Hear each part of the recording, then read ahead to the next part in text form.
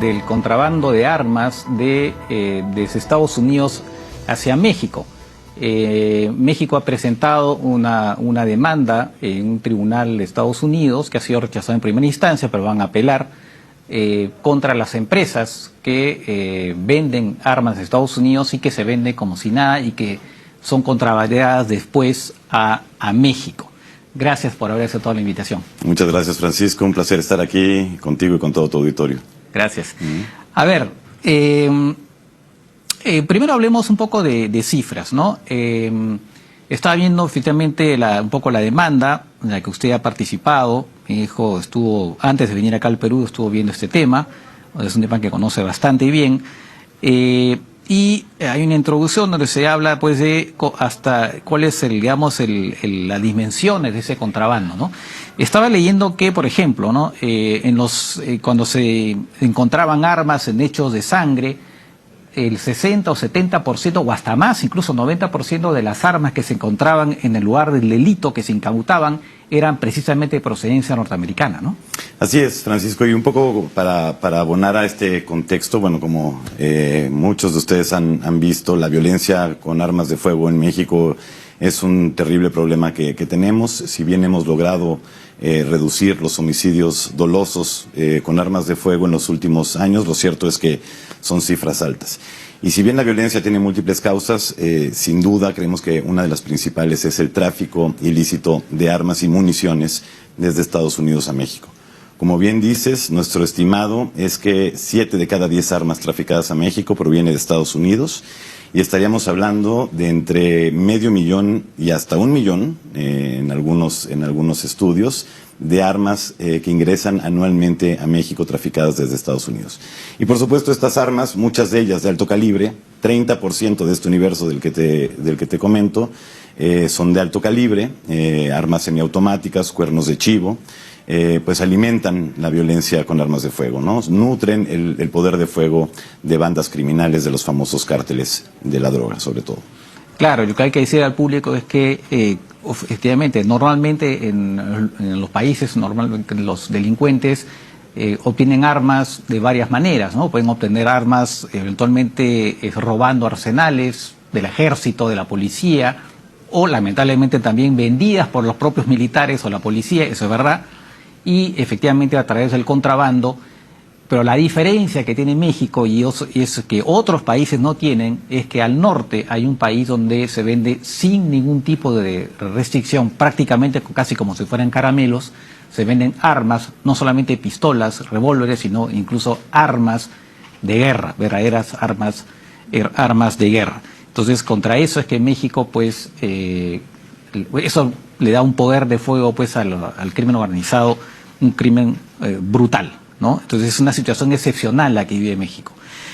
Ahora, México efectivamente ha intentado una demanda interesante contra empresas que fabrican esas armas, ¿no? Cuéntanos un poco los orígenes de esa demanda. Bien, Francisco, como decías, son contrastes verdaderamente interesantes. México y Estados Unidos comparten una frontera de 3,000 kilómetros. Y en efecto, en Estados Unidos, como sabemos, la regulación en materia de comercialización de armas es sumamente laxa. Cualquier civil puede adquirir armas de alto poder, incluso calibre 50, que son capaces de derribar aeronaves, ¿no? Entonces, pues esto lleva décadas y México siempre ha abogado a nivel bilateral, ¿no? Y ha impulsado con Estados Unidos una mayor regulación, ha hecho esfuerzos porque haya una mayor regulación, o bien mayores intentos por parte de Estados Unidos para que las armas no fluyan hacia México. Hay que decirlo, en México hay leyes tremendamente restrictivas para la venta de armas. Solo existe una tienda en todo el país que da menos de o alrededor de 50 permisos al año para comprar y portar armas. Esta tienda la operan nuestras Fuerzas Armadas. Entonces, un país con tantas restricciones, vecino de un país con 0 restricciones en materia de venta de armas, ¿no? Entonces, lo hemos hecho de manera bilateral, pero no ha rendido los frutos que esperamos. Por supuesto, nuestra estrategia también ha tenido que ver en el ámbito multilateral, en todos los organismos y órganos encargados de regular el comercio de armas o de discutir estos temas, pero no estaba siendo suficiente, ¿no? Las armas seguían fluyendo en cantidades, en verdad hablamos de un río de acero, porque es eso, río de acero, ¿no? Claro. 500,000 a 1,000,000 de armas anualmente. Así que decidimos recurrir a la vía del litigio estratégico. Y precisamente... Pero antes de continuar con eso, para precisar al público, en Estados Unidos la reglamentación de las armas hay a nivel federal, pero es sobre todo a nivel estatal, Así ¿no? es. Y incluso a nivel local, y entonces se hace muy difícil en realidad luchar contra eso, porque incluso el propio gobierno norteamericano, el actual por lo menos, quisiera que hubiera mayores restricciones, y ahora también incluso la Corte Suprema de Estados Unidos y otras cortes que son aparentemente bastante pro armas, si se quiere, hacen mucho más difícil la pelea. O sea que eso complica también el escenario, ¿no? Por supuesto, ese es otro de los factores de complejidad. Más bien a nivel federal en Estados Unidos lo que ha habido son prohibiciones de venta de ciertas armas, ¿no? Estas armas de asalto. La última prohibición a nivel federal concluyó su vigencia en 2004. Y entonces es a partir de 2004 que vemos cómo incrementa el comercio de armas en Estados Unidos, incrementa el tráfico ilícito de estas y de municiones a México e incrementan los homicidios, ¿no? Entonces, como te decía, decidimos intentar una nueva vía, una vía totalmente novedosa, y presentamos una demanda contra productoras y distribuidoras de armas en Estados Unidos, contra empresas, cosa que no se había hecho nunca antes. Somos el primer país que demanda a estas empresas en su jurisdicción, es decir, ante una corte estadounidense, como lo has dicho. Y lo que alegamos, nuestro argumento principal, es que conductas de estas empresas, ya sea por acción u omisión, propician activamente o facilitan activamente el tráfico de armas hacia el país. Es decir, no necesariamente las empresas están traficando las armas, pero al incurrir en una serie de prácticas y políticas comerciales, precisamente para vender más, pues facilitan activamente ese tráfico. Y estas prácticas negligentes o intencionales las vemos en toda la cadena de las armas, en toda, digamos, la cadena de producción, desde el diseño de las armas hasta la venta final ya al consumidor. Te voy a poner 3 ejemplos muy claros. En el diseño hay muchas armas de grandes productoras que, digamos, su estética está totalmente dirigida a cárteles mexicanos, ¿no? Son armas en oro, con quizá concha, nácar, con títulos como el jefe de jefes, aludiendo a estos narcocorridos mexicanos. ¿Así fabrican las armas? ¿Con Tal esas cual, cosas? así tal cual, y me encantaría compartir imágenes para que vean de la magnitud de lo que estamos hablando. Eso en cuanto al diseño. En cuanto a la producción, las armerías podrían introducir elementos, dispositivos, tanto de seguridad, para evitar que personas ajenas a quienes compraron las armas originalmente las utilizaran, o dispositivos para rastrear mejor las armas y entonces poder combatir las rutas del tráfico ilícito. Pero no lo hacen, ¿no? No lo hacen porque evidentemente conviene seguir vendiendo al mercado negro. Y ya en la distribución y en la venta es muy común que estas empresas vendan, ¿no?, las productoras, sus armas a vendedores finales que están coludidos con el crimen organizado. Incluso la agencia norteamericana, estadounidense, encargada de estos temas, la agencia de tabaco, armas y explosivos, boletina a ciertas empresas vendedoras de armas finales diciendo tienen contactos con el crimen organizado, y no obstante, las productoras le siguen surtiendo sus productos, ¿no?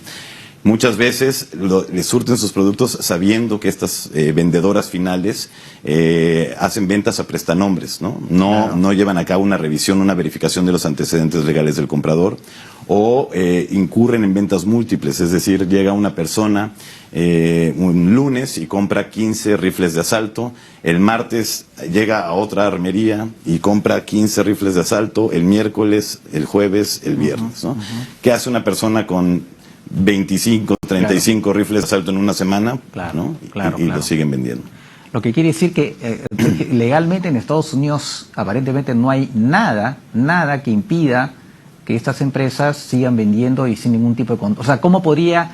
Porque la pregunta decía, bueno, pero legalmente, ¿cómo hago yo para no venderle a una persona que me compra 15 armas? Legalmente, ¿qué puedo hacer? Legalmente, lo que podrían hacer las empresas, por supuesto, es, aun cuando no estuviera ordenado por alguna ley o por alguna resolución judicial, es introducir controles mucho más estrictos. Es decir, Si no le puedo vender más de un arma de asalto a una persona, ¿no? O le verifico exhaustivamente los antecedentes legales, veo si esta persona ha tenido tratos, o yo, productora, le dejo de surtir armas a una vendedora final que sabemos que está surtiendo al crimen organizado, ¿no? Entonces, como es muy difícil lograr esto en el ámbito normativo, es decir, que, como decías, los estados promulguen leyes que restrinjan el comercio de armas o que la federación lo haga, es que recurrimos al litigio estratégico, ¿no? Recurrimos a los tribunales. Y esto bajo la teoría de la responsabilidad civil, es decir, lo que decimos es, tu conducta está ocasionándome un daño, ¿no? Entonces, tu empresa, ¿no? Si tú no iniciaras con esa cadena, si tú no fueras el primer eslabón de esa cadena que termina en México en la escena de un delito, ¿no? No veríamos los números que estamos viendo. Entonces, tú tienes que responsabilizarte, tú tienes que asumir esa responsabilidad por tu conducta negligente o intencional, tienes que reparar económicamente al Estado mexicano por los daños materiales y los daños humanos que ha sufrido, y tienes, que eso es lo más importante quizá, tienes que cesar esas prácticas, tienes que autorregularte de alguna u otra forma, ¿no? ¿Y cómo lo hacemos? Vía una resolución judicial. Al menos eso es lo que pretendemos, lo que estamos buscando. Ahora, dos cosas. Me quedó la curiosidad en cómo así se dio esa prohibición del 99 al 2004. ¿Fue una prohibición del gobierno, del Congreso norteamericano? ¿Cómo fue eso? Fue una ley, de hecho una enmienda a una ley federal en la cual se prohibía la venta de armas de asalto. Y el problema fue que tenía una cláusula de vigencia, ¿no? Una vigencia de 10 años. Se cumplen esos 10 años y no se dan las condiciones políticas necesarias para que se renueve la vigencia de esa prohibición federal de armas, de venta de armas de asalto. Estas prohibiciones de ventas de armas de asalto sí se han dado en otros estados a nivel estatal. California, por ejemplo, tiene una, Nueva York tiene otra, pero los estados fronterizos con México, que son donde se ubican la mayor parte de las armerías que alegamos nosotros están surtiendo el crimen organizado, y me refiero a Texas, me refiero a Arizona, Nuevo México, no tienen una prohibición de este tipo, ¿no? Ahora, una cosa que estaba leyendo que me llamó mucho la atención es que hay una ley en Estados Unidos que se dio de ley de protección del comercio de armas, ¿no? Y que protege a los fabricantes, comerciantes de armas contra cualquier litigio de personas que quieren responsabilizar, ¿no?, por el uso de esas armas en Estados Unidos, ¿no?, que hayan provocado una masacre, estas que se dan regularmente en Estados Unidos, y los protege a ellos de las consecuencias, lo cual es una locura. Entonces, lo que se dicen, ok, es una protección en Estados Unidos, pero nosotros no somos fuera, estamos fuera de Estados Unidos, somos mexicanos y nos está afectando acá en México, y por lo tanto es uno de los argumentos que ustedes dan en esa demanda para que el juez pudiera eventualmente acogerla, ¿no? Así es. Coincido contigo, es verdad, una de las cuestiones verdaderamente increíbles, descabelladas, que la industria de armas en Estados Unidos, una de las industrias más letales, tenga este tipo de protección. Si habláramos de los antecedentes de esta ley que mencionas, es una ley que se adopta durante la presidencia de George Bush hijo, y una ley totalmente impulsada por el famoso gun lobby, ¿no? Como por el cabildeo de la industria de armas.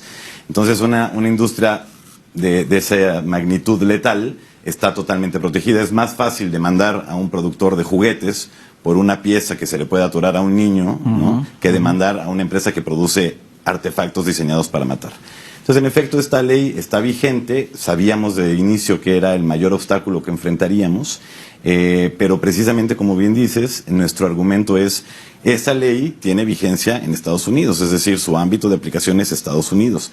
Cuando las armas cruzan y causan daño en otro país, como sucede en México, entonces esa ley no puede tener efectos extraterritoriales, es decir, no puede proteger a las armerías respecto de actos que tengan consecuencias finales en México y en otros países. Y me parece esto muy importante, Francisco, enfatizarlo. Claro que en México se sufren de manera directa y con mayor vehemencia las consecuencias del tráfico ilícito de armas. Pero esto es igualmente aplicable para Centroamérica, para el Caribe, e incluso más hacia el sur del continente, ¿no? Ahora en Perú estamos viendo pues cómo aumenta la violencia con armas de fuego. O lo que pasa en Ecuador, que en acabamos de Ecuador, ver. por ejemplo, Colombia, Perú y estados todavía más al sur.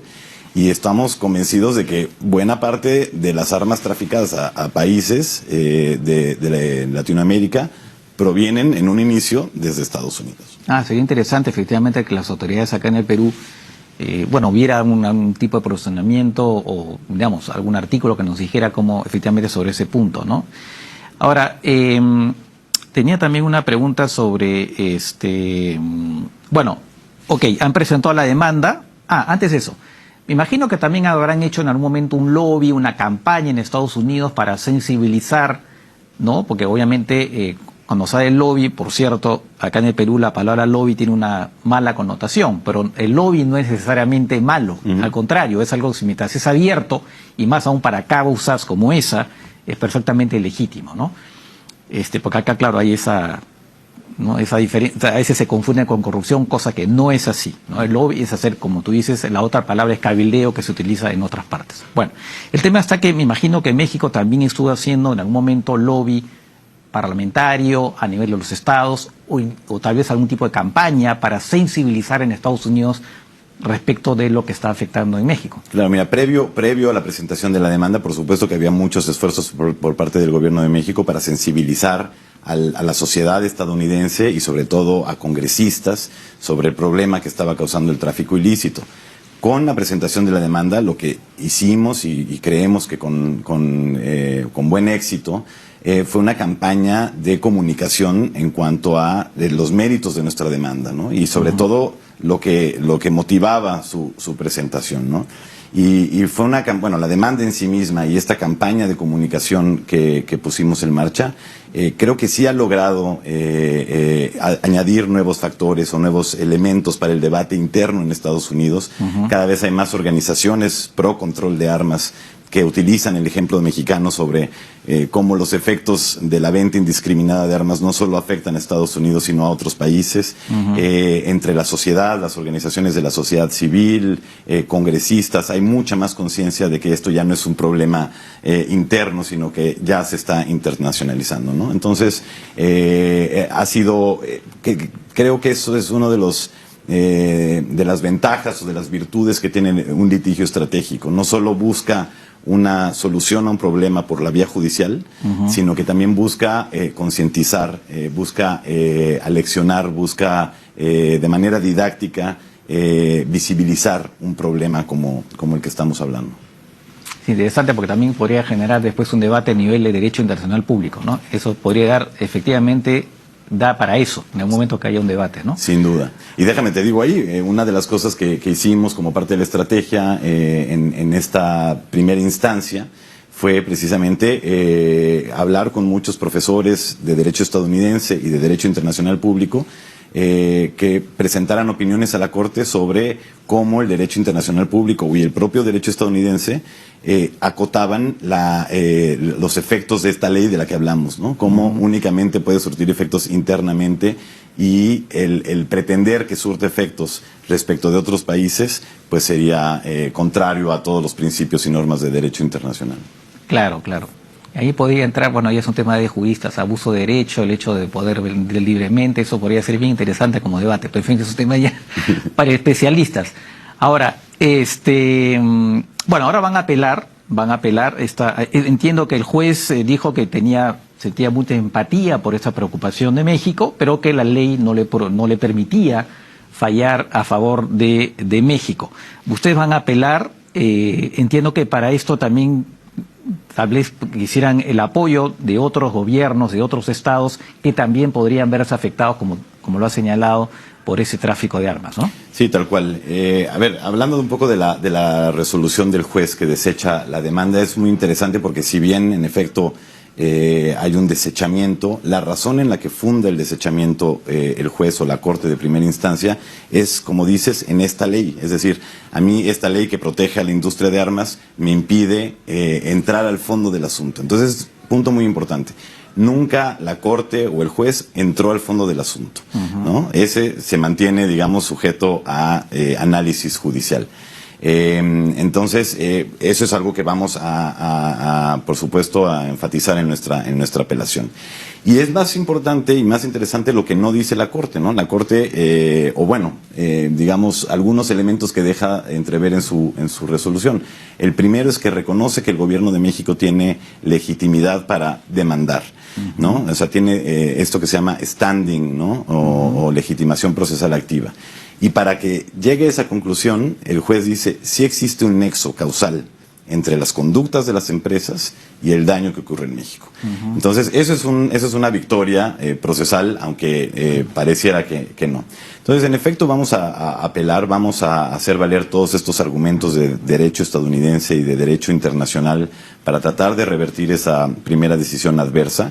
Y por supuesto que esperamos que países que estén sufriendo también de este fenómeno, de este tráfico ilícito, puedan participar bajo esta figura en el derecho estadounidense muy conocida, que es amigo de la Corte, amicus curiae, es decir, es ya sea un estado, un país, una ciudad o universidades, estudiantes que son ajenos a las partes en conflicto en el juicio, presenten opiniones, ¿no? O presenten datos que ayuden a la Corte a tener un mayor entendimiento del problema o incluso sobre cuestiones legales específicas.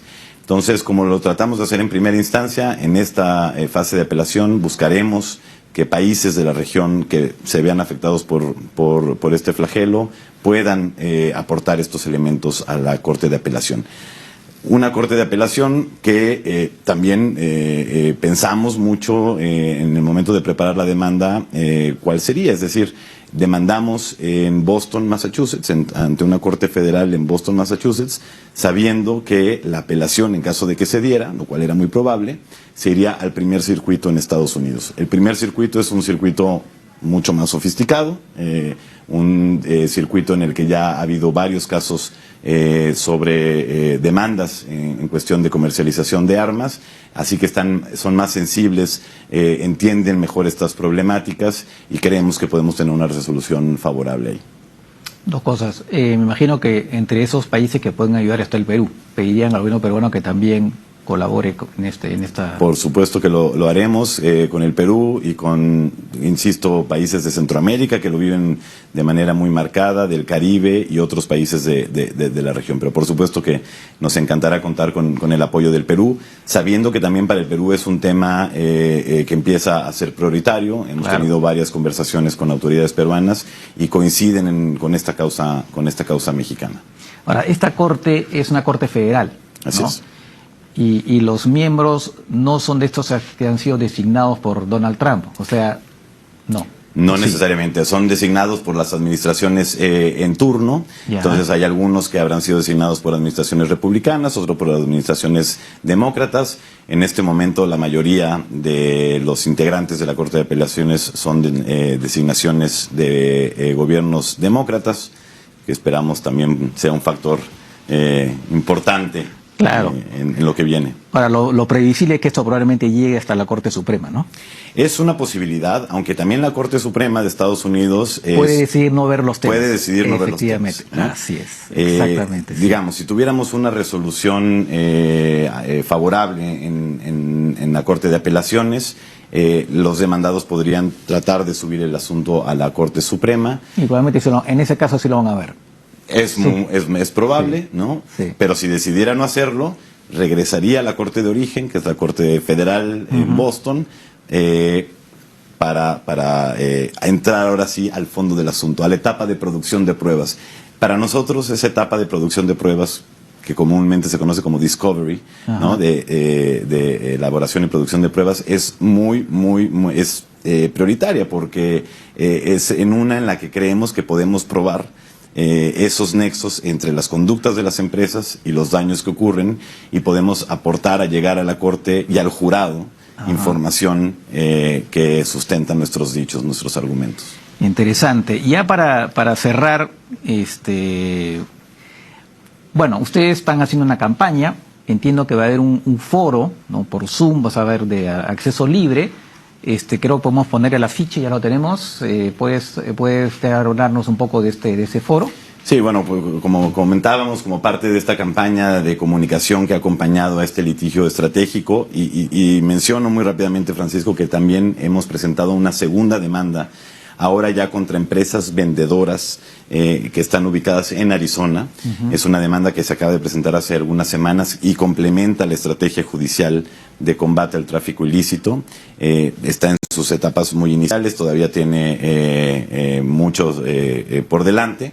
Entonces, hemos organizado el Gobierno de México por conducto de la Secretaría de Relaciones Exteriores de la Cancillería Mexicana, junto con el Colegio de México, que es una institución educativa de mucho prestigio en México, y la Universidad de San Diego, este foro, ¿no?, al que hemos llamado el negocio de la letalidad. Y en él muchos y muchas expertas participarán y abordarán diversos temas sobre la problemática del tráfico de armas en general, ¿no? Desde cuestiones jurídicas, ¿no?, relacionadas con la demanda que presentamos, o con las iniciativas que hemos impulsado en foros internacionales, pero también hablando de las consecuencias humanas y materiales que tiene este tráfico, ¿no? En verdad, las consecuencias materiales casi o muy pocas veces se habla de ellas, pero sí creemos que podríamos estar, los daños que sufre México por la violencia con armas de fuego derivada del tráfico ilícito, podrían estar cerca del 6% del Producto Interno Bruto mexicano. Ya te imaginarás, claro, la dimensión que tiene eso, ¿no? Así que abordaremos, digamos, todo el fenómeno en su conjunto. Los invitamos a que se conecten. Será el día de mañana, 3 de noviembre, y el viernes 4 de noviembre. Estará la transmisión abierta en las redes sociales de la Cancillería, del Colegio de México, y estoy seguro que encontrarán conversaciones muy útiles y análisis muy interesantes para seguir abordando este problema. Efectivamente, no creo que es un tema muy serio. Hemos estado hablando acá del caso de Ecuador, por supuesto de Colombia, bueno, México y varios países. Este tema de la seguridad, Chile también está enfrentando problemas de seguridad gravísimos, y obviamente tiene que ver también con las armas disponibles acá en el Perú. Y creo que definitivamente es una causa que creo que tiene que ser apoyada, ¿no? Tiene que ser apoyada acá en el Perú y en todas partes, y por lo tanto yo también, ¿no?, invito también al público a seguir este foro, que seguramente va a enriquecer un poco la postura de, va a hacer conocer más aún los problemas que están ligados a este tráfico de armas. Embajador, muchas gracias por haber aceptado la invitación. Creo que es muy importante, muy interesante.